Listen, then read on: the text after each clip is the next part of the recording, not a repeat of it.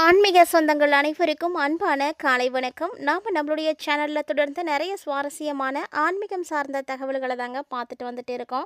அந்த வரிசையில் இன்றைக்கி என்ன பார்க்க போகிறீங்க அப்படின்னா, தனுசு ராசி என்பர்களுக்கு பிறந்திருக்கக்கூடிய புதிய ஆங்கில மாதமான பிப்ரவரி எப்படி இருக்க போகுது, என்ன விஷயத்தில் நீங்கள் கவனமாக இருக்கணும், என்ன மாதிரி செயல்படணும் அப்படின்றத மாதிரி நிறைய தகவல்களை தெரிஞ்சுக்க போகிறீங்க. ஸோ கண்டிப்பாக உங்களுக்கு வந்து ரொம்பவே யூஸ்ஃபுல்லாக இருக்கும். ஸ்கிப் பண்ணிடாமல் தொடர்ந்து பார்த்து பயன்பெறுங்க. பொதுவாக ஒவ்வொரு மனிதனுடைய வாழ்க்கையிலையுமே ஏற்படக்கூடிய நல்லது கெட்டது எல்லாத்துக்குமே காரணமாக இருக்கக்கூடியதுன்னா அந்தந்த டைமில் ஏற்படக்கூடிய கிரக நிலைகள் தான். ஸோ இந்த காலகட்டங்களில் சனி மற்றும் குருவினுடைய அருளால் மிகப்பெரிய அளவில் மாற்றங்களை சுராசினியர்கள் சந்திக்க போகிறீங்க. கூடவே இந்த கிரகநிலைகளால் இந்த மாதத்தில் இந்த ஒரு விஷயத்தில் மட்டும் நீங்கள் கவனமாக இருங்க அப்படின்ற மாதிரி எச்சரிக்கைகளும் வந்து வெளியாகியிருக்கு. அது என்ன அப்படின்றதையும் தொடர்ந்து பார்த்து தெரிஞ்சுக்கலாம். வீடியோக்குள்ளே போகிறதுக்கு முன்னாடி நீங்கள் இன்னும் நம்ம சேனலை சப்ஸ்கிரைப் பண்ணாமல் இருக்கீங்க அப்படின்னா மறக்காமல் சேனலை சப்ஸ்கிரைப் பண்ணிக்கோங்க. கூடவே பக்கத்தில் இருக்கிற பெல் சிம்பிளையும் கிளிக் பண்ணிக்கோங்க. அப்போ தான் நாங்கள் போடக்கூடிய வீடியோக்கள் எல்லாமே உங்களுக்கு நோட்டிஃபிகேஷன் உடனுக்குடன் வந்தடையும். நீங்களும் பார்த்து பயன்பெறலாம். வாங்க வீடியோக்குள்ளே போகலாம். நவ கிரகங்களுமே ஒரு குறிப்பிட்ட கால இடைவெளியில் பயிற்சியாவது வழக்கம். இந்த கிரக நிலைகள் என்ன ஆகும்னா 12 ராசிகளுக்குமே தாக்கத்தை கொடுக்கும். ஒரு சில ராசிக்கு சுப பலன்களையும் ஒரு சில ராசிக்கு அசுப பலன்களையும் ஏற்படுத்தும். இந்த பிப்ரவரி மாதத்தில் பார்த்தீங்கன்னா குரு பகவான் மிதுன ராசியில் தான் இருக்க போகிறாரு. சந்திரன் பார்த்தீங்கன்னா தன்னுடைய கடக ராசியில், அதாவது தன்னுடைய சொந்த வீட்டில் ஆரம்பித்து சொந்த வீட்டிலேயே வந்து இந்த மாதத்தை வந்து நிறைவு செய்துக்கிறாரு. அதே போல் கேது பகவான் சிம்ம ராசியிலும், சூரியன் சுக்கிரன் செவ்வாய் இவங்க எல்லாருமே மகர ராசியிலும் இருக்க போகிறாங்க. மகரத்தில் செவ்வாய் மற்றும் உச்சம் பெற்று அமர்ந்திருக்கிறார். கும்பராசியில் புதன் பகவானும் செவ்வாய் பகவானும் அமர்ந்திருக்கிறாங்க. மீனத்தில் பார்த்தீங்கன்னா சனி பகவான் அமர்ந்திருக்கிறாரு. இந்த வகையில் பிப்ரவரி மாதத்தில் தனுசு ராசி நேயர்களே உங்களுக்கு கிடைக்கக்கூடிய பல்வேறு விதமான விஷயங்களை பற்றி நம்ம பார்க்க போகிறோம். தனுசு ராசி நேயர்களுக்கு அர்த்தாஷ்டம சனியானது நடந்துட்டு இருக்கு. 4ஆம் இடத்துல இருக்கக்கூடிய சனி பகவான் குருவினுடைய வீட்டில் இருக்கிறாருங்க. அதனால் ஏராளமான நன்மைகளை வந்து கொடுக்குறாரு. அது மட்டும் இல்லாமல் குரு இந்த காலகட்டங்களில் உங்களுடைய ராசியை வந்து பார்க்குறாரு. அப்படின்றதுனால இவரும் வந்து உங்களுக்கு நிறைய நன்மைகளை கொடுப்பாரு. பொதுவாக குரு வந்து இருக்கிற இடத்த விட பார்க்குற இடத்துக்கு தான் பலன் அதிகமாக கொடுப்பாரு. அப்படிங்கும் பொழுது உங்களுடைய ராசியே அவர் பார்க்குறாரு. அதனால் ராசிக்குள்ளே நிறைய மாற்றங்கள் ஏற்படும். புதுசாக வீடு வாங்குறது, மனை வாங்குறது, நிலம் வாங்குறது, இந்த மாதிரியான யோகங்கள்லாம் உண்டாகும். அதாவது நீங்கள் இருக்கக்கூடிய வீட்டில் வாஸ்து கோளாறுகளானது ஏற்படுறதுக்கான வாய்ப்பு இருக்குது. அதனால் உங்களுக்கு ஒரு மனசுக்கு ஒரு திருப்தியாக இருக்கணும்னு நினச்சிங்கன்னா சின்னதாக ஒரு வாஸ்து பரிகாரம் பண்ணிக்கோங்க. அதை பண்ணிக்கிறதுனால உங்களுக்கு அந்த வீட்டில் இருக்கக்கூடிய வாஸ்து தோஷங்களானது விலகும். ஒரு சிலருக்கு பார்த்திங்கன்னா இருக்கக்கூடிய இடம் வந்து சரியில்லாமல் இருக்கும். அந்த இடத்தை விட்டு வேறொரு இடத்துக்கு பயிற்சி ஆகும் பொழுது அவங்களுடைய வாழ்க்கையில் நல்ல ஒரு வளம் கிடைக்கும்னு சொல்லுவாங்க. அதனால் தனுசு ராசிக்காரங்க இந்த ஒரு விஷயத்தில் கவனம் எடுத்துக்கோங்க. அதே போல் அம்மாவுடைய ஆரோக்கியத்தில் பார்த்திங்கன்னா கவனம் அப்படின்றது இருக்கணும். ஏன்னா அவங்களுக்கு அடிக்கடி வந்து நிறைய பிரச்சனைகள் ஏற்படுற மாதிரி இருக்குது. அதுலேயும் ஒரு சிலருக்கு பார்த்திங்கன்னா அம்மாவோட மனஸ்தாபங்கள் ஏற்படும், கருத்து வேறுபாடுகள் ஏற்படும். அதுக்கான வாய்ப்புகளும் இருக்குது. அதனால் அந்த விஷயத்துலையும் கவனமாக இருங்க. மேலும் உங்களுடைய லாபாதிபதி, பாக்கியாதிபதி, பஞ்சமாதிபதி இவங்க எல்லாருமே ஒன்று சேர்ந்து இருக்கிறாங்க. எல்லாரும் ஒன்று சேர்ந்து தனஸ்தானத்தில் தான் இருக்கிறாங்க. ஸோ பூர்வீக சொத்தால் உங்களுக்கு வருமானம் கிடைக்கும்.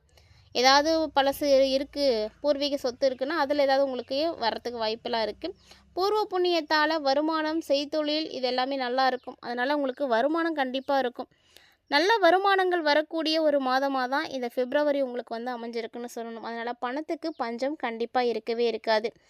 அதே போல் வேலை சார்ந்த விஷயங்களும் உங்களுக்கு வந்து கொஞ்சம் நல்லாவே இருக்குது. வாழ்க்கை துணையால் உங்களுக்கு கூடுதல் வருமானம் கிடைக்கும். ஸோ உங்களுடைய அதிர்ஷ்டம் அவங்களுக்கும் வந்து கிடைக்கும். அதனால் அவங்களும் நல்ல வருமானம் ஈட்டக்கூடிய ஒரு நிலையானது உருவாகும். திருமணம், காதல் இதுக்கெல்லாம் வாய்ப்புகள் எல்லாமே இருக்குது. ஸோ அதாவது திருமணம் செய்துக்கணும்னு நினைக்கக்கூடியவங்க, அதுவும் காதல் திருமணம் செய்துக்கணும்னு நினைக்கக்கூடியவர்களுக்கு கூட வாய்ப்புகள் இருக்குது. காதல் திருமணத்துக்கான வாய்ப்பு நிறையவே இருக்குது. அப்படின்றதுனால கண்டிப்பாக நீங்கள் அதை செய்யலாம். இந்த காலகட்டங்களில் எப்போதுமே உங்களுடைய பேச்சில் ஒரு டென்ஷன் இருந்துக்கிட்டே இருக்கும்.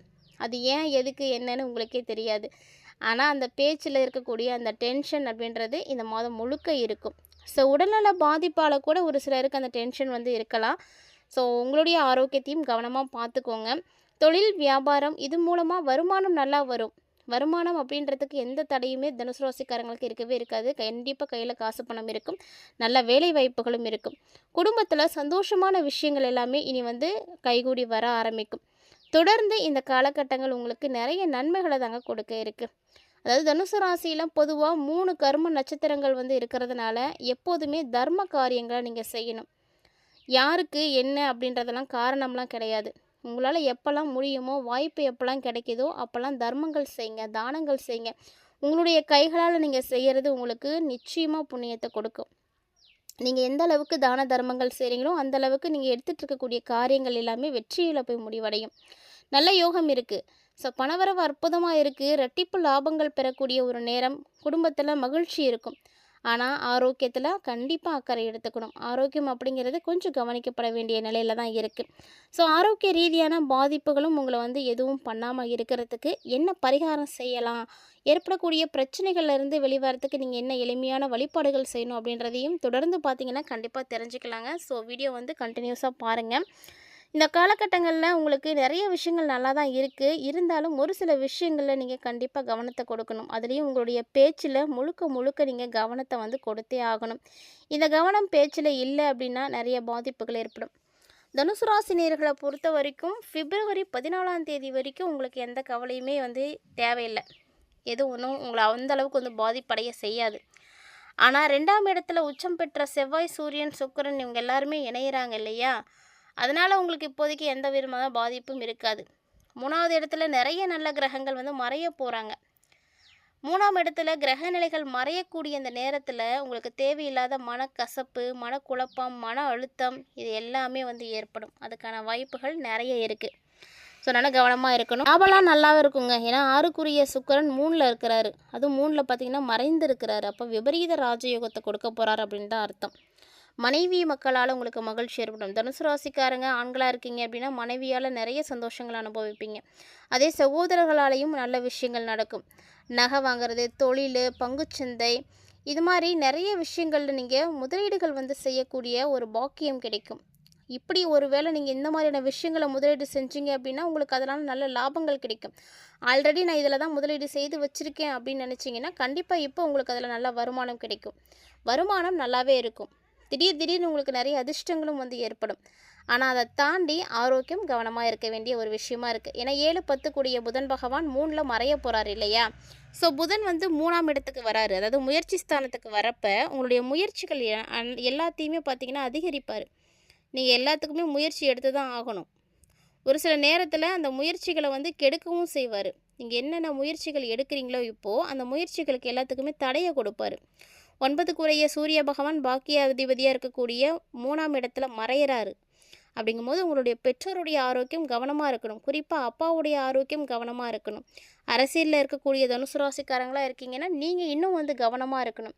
ஏன்னா பொது இடங்களில் மக்கள் மத்தியில் நீங்கள் ஒரு கூட்டத்தில் வந்து கூடுறீங்க. அந்த இடத்துல லட்சக்கணக்கான மக்கள் முன்னாடி நீங்கள் பேசுகிறீங்க அப்படின்னா கண்டிப்பாக உங்களுடைய வார்த்தைகளில் கவனம் இருக்கணும். ரொம்ப ஜாக்கிரதையாக இருக்கணும். பயன்படுத்தக்கூடிய வார்த்தை அப்படிங்கிறது ரொம்ப முக்கியம். நீங்கள் விளையாட்டாக கூட நீங்கள் எந்த ஒரு விஷயத்தையும் இந்த காலகட்டங்களில் எதையும் பேசிடாதீங்க. பேச்சில் முழுக்க கவனம் இருக்கணும். குறிப்பாக அரசியல், சங்கங்கள், அமைப்பு, தொண்டு நிறுவனங்கள் இதில் இருக்கக்கூடியவங்களுடைய பேச்சுக்கள் ரொம்ப முக்கியம்.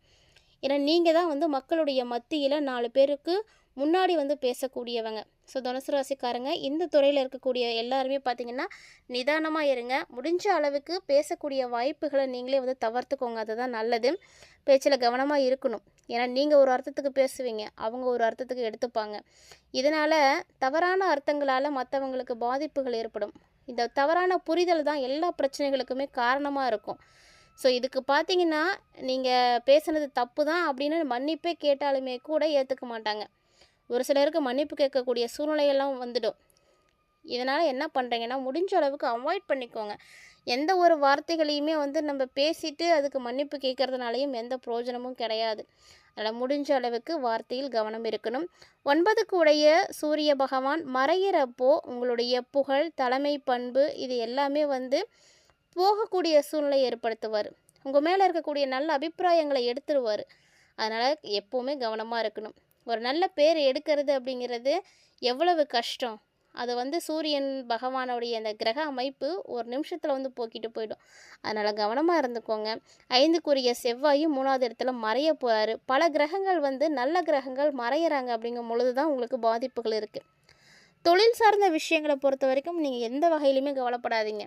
ஏன்னா ஆடம்பர உயர்தர உடைகளை தயாரிக்கக்கூடியவங்க, தைக்கக்கூடியவங்க, நிகழ்ச்சி செய்யக்கூடியவங்க, பங்குச்சந்தையில் முதலீடு செய்திருக்கக்கூடியவங்க நீங்கள் எல்லாருமே நல்ல வளர்ச்சியை தான் பார்க்க போகிறீங்க. முடிஞ்ச அளவுக்கு இந்த மாதத்தை தனுசு ராசிக்காரங்க மௌனத்தோடையே வந்து கடந்து வாங்க. அதுதான் உங்களுக்கு நல்லது. இந்த நேரத்தில் எல்லா விஷயத்தையும் நீங்கள் கடந்து தான் வரணும். அதுதான் உங்களுக்கு நல்லதும் கூட.